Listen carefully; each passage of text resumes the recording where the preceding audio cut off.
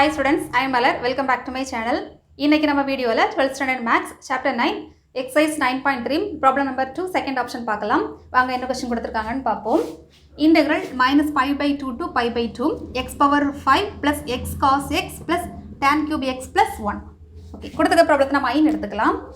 I equal to integral minus pi by 2 to pi by 2 x power 5 plus x cos x plus tan cube x plus 1 into dx. Okay ma, நமக்கு தெரியும் limit ரெண்டுமே ஒரே number same number sign மட்டும் different ஆகிருந்துச்சுன்னா அதாவது minus the term and plus the term இருந்துச்சுன்னா நம்ம என்ன பண்ணலாம்னா கொடுத்துருக்க ஃபங்க்ஷன் ஆட் ஃபங்க்ஷனாக ஈவன் ஃபங்க்ஷன் நம்ம செப்பரேட் பண்ணலாம். அப்படி நம்ம கண்டுபிடிச்சிட்டோம்னா நம்ம ஈஸி ஆன்சர் கண்டுபிடிக்கலாம். இப்போ இந்த ப்ராப்ளத்தில் வந்து நமக்கு வந்து கண்டென்ட் வந்து நமக்கு ப்ளஸில் கொடுத்துருக்காங்க. ஓகே, நம்ம இப்போ என்ன பண்ண போகிறோம்னா இன்டெகிரேஷனை பொறுத்த வரைக்கும் according to integration property integration வந்து இந்த உள்ள இருக்கக்கூடிய ஒவ்வொரு டேர்முக்கு நமக்கு பொருந்தும். அப்போ நம்ம என்ன பண்ண போகிறோம், இப்போ செப்பரேட் பண்ண போகிறோம். I equal to integral minus pi by 2 to pi by 2 x power 5 into dx. இது வந்து ஃபர்ஸ்ட் டேர்ம். இப்போ நம்ம second term integral minus pi by 2 to pi by 2 x cos x into dx. இது வந்து integration operator கண்டிப்பாக மறக்காமல் போடணும். Next third minus pi by 2 to pi by 2 tan cube x into dx plus integration minus pi by 2 to pi by 2 1 into dx. நம்ம dxன்னு போட்டுக்கலாம். இப்போ நம்ம one by ஒன்னாக செக் பண்ணலாம் ஆட் ஃபங்க்ஷனாக ஈவன் ஃபங்க்ஷனாக. புரியுதாமா? இப்போ பாருங்கள் x பவர் 5 5ங்கிறது நமக்கு தெரியும், அது வந்து ஆட் இல்லையாம்மா. அப்போ இது வந்து ஒரு ஆட் ஃபங்க்ஷன். நெக்ஸ்ட்டு இப்போ நமக்கு செகண்ட் டேர்ம் x cos xன்னு இருக்குதுமா.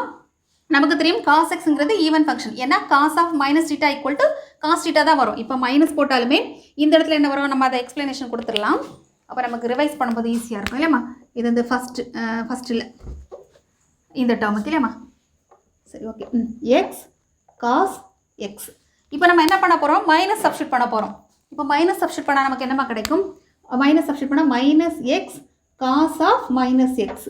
இப்போது நமக்கு தெரியும் cos of minus theta equal to cos theta. அப்போது மைனஸ் எக்ஸ் காஸ் எக்ஸ். அப்போ நமக்கு என்ன கிடச்சிருக்கு பாருங்கள், மைனஸ் ஆஃப் த டேர்ம்.